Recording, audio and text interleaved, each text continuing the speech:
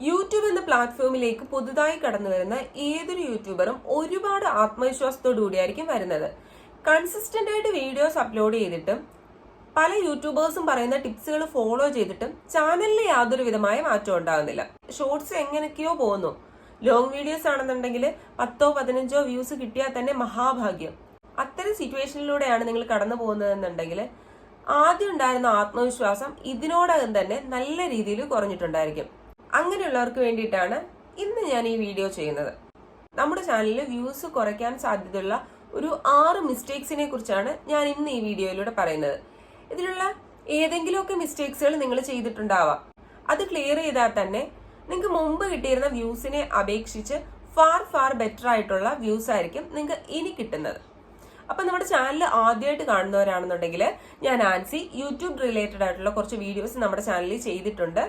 Videos ഇഷ്ടപ്പെടുകയാണെന്നുണ്ടെങ്കിൽ like ചെയ്യാനും comment ചെയ്യാനും subscribe ചെയ്യാനും മറക്കല്ലേ. അപ്പൊ നമുക്ക് നേരെ വീഡിയോയിലേക്ക് പോവാം. First one, account verification. നിങ്ങൾ ഉറപ്പായിട്ടും നിങ്ങളുടെ ചാനലിലെ അക്കൗണ്ട് വെരിഫൈ ചെയ്തിട്ടുണ്ടോ എന്ന് ചെക്ക് ചെയ്യുക. ഞാൻ ഉദ്ദേശിക്കുന്നത് ബ്ലൂടിക്ക് വെരിഫിക്കേഷനോ അല്ലെങ്കിൽ മോണിറ്റൈസ് ആവാൻ വേണ്ടിയിട്ടുള്ള വെരിഫിക്കേഷനോ ഒന്നുമല്ല. ബേസിക് ആയിട്ടുള്ള new channel verification. Phone number verify ചെയ്തിട്ടുണ്ടോ എന്നുള്ളത് നിങ്ങൾ ഉറപ്പായിട്ടും ചെക്ക് ചെയ്യുക. അതിനു വേണ്ടിയിട്ട് നിങ്ങൾ ആദ്യം ഗൂഗിളിൽ www.youtube.com/verify എന്ന് ടൈപ്പ് ചെയ്ത് സെർച്ച് ചെയ്യുക. അപ്പൊ നമുക്ക് ഇങ്ങനൊരു ടാബ് സ്ക്രീനിൽ കാണാൻ പറ്റും. ഇപ്പൊ ഞാൻ ഓൾറെഡി എന്റെ ചാനൽ വെരിഫൈ ചെയ്തിട്ടുള്ളത് കൊണ്ട് ഫോൺ നമ്പർ വെരിഫൈഡ് എന്ന് പറഞ്ഞ് കാണിക്കുന്നുണ്ട്. നിങ്ങൾ ഒരു പുതിയ ക്രിയേറ്റർ ആണെന്നുണ്ടെങ്കിൽ ഉറപ്പായിട്ട് നിങ്ങൾ ഇത് ചെക്ക് ചെയ്ത് നോക്കുക. നിങ്ങളുടെ ചാനൽ വെരിഫൈ ചെയ്തിട്ടുണ്ട് എന്നുള്ളത് ഉറപ്പ് വരുത്തുക.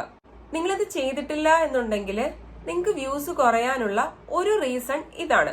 ഈ സ്റ്റെപ്പ് നമ്മൾ കറക്റ്റ് ആയിട്ട് ചെയ്താൽ മാത്രമേ യൂട്യൂബിന് നമ്മൾ ഏത് കൺട്രിയിൽ നിന്നുള്ളവരാണെന്ന് ഫോൺ നമ്പർ വഴി ആക്സസ് ചെയ്യാൻ പറ്റത്തുള്ളൂ.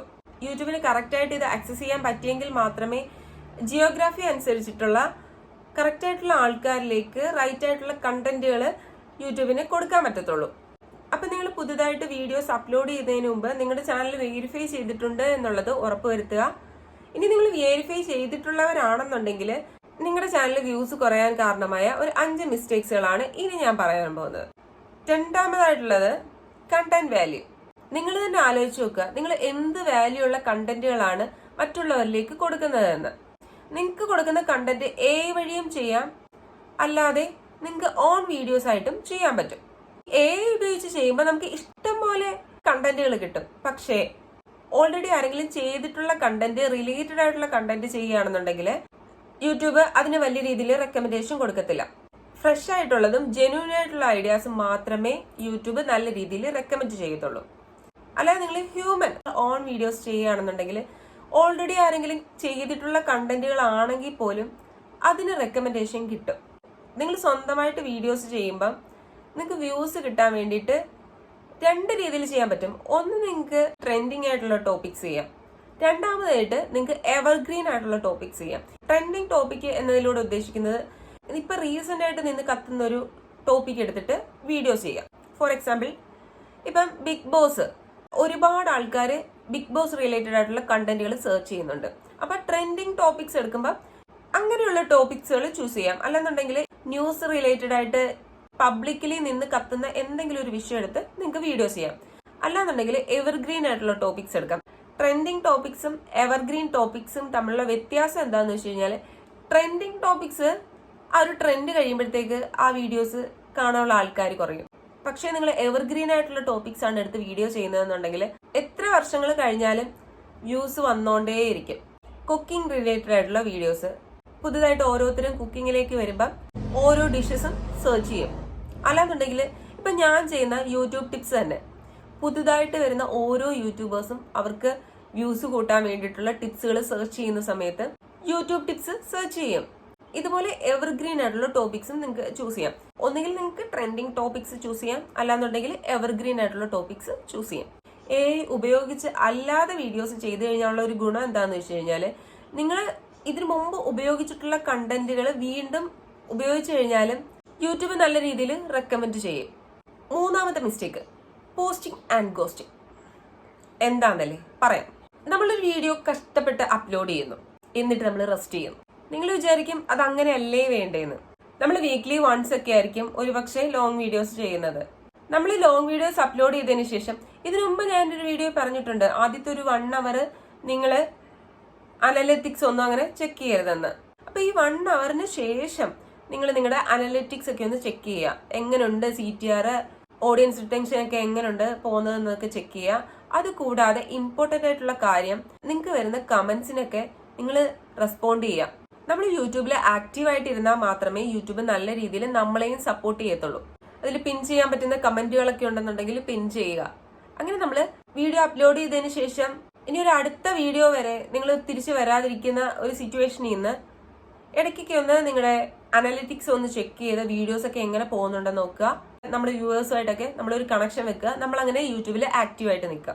4മതായിട്ടുള്ളതാണ് വീഡിയോ ഒപ്റ്റിമൈസേഷൻ. നിങ്ങൾ നിങ്ങളുടെ വീഡിയോസ് അപ്ലോഡ് ചെയ്യുന്നതിന് മുമ്പ് പ്രോപ്പറായിട്ട് ഒപ്റ്റിമൈസ് ചെയ്തിരിക്കണം. ഷോർട്ട് വീഡിയോസിന് കാര്യമായ രീതിയിലൊന്നും ഒപ്റ്റിമൈസ് ചെയ്തില്ലെങ്കിലും കുറച്ചൊക്കെ വ്യൂസ് കിട്ടും.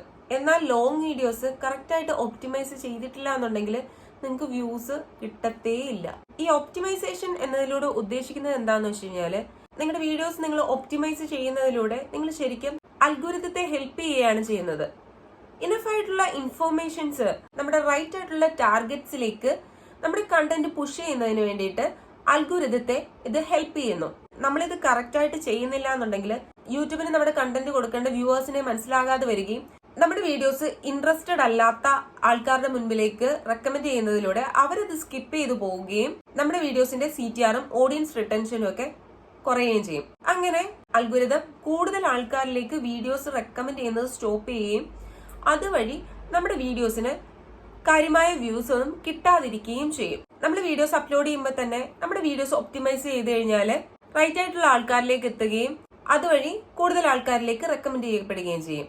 അങ്ങനെ കുറഞ്ഞ സമയം കൊണ്ട് ഒരുപാട് പേരിലേക്ക് നമ്മുടെ വീഡിയോസ് എത്തും. അങ്ങനെ നമ്മുടെ CTRഉം ഓഡിയൻസ് റിട്ടൻഷനും ഒക്കെ കൂടി നല്ല രീതിയിൽ വ്യൂസ് കിട്ടാൻ ഇടയാക്കും.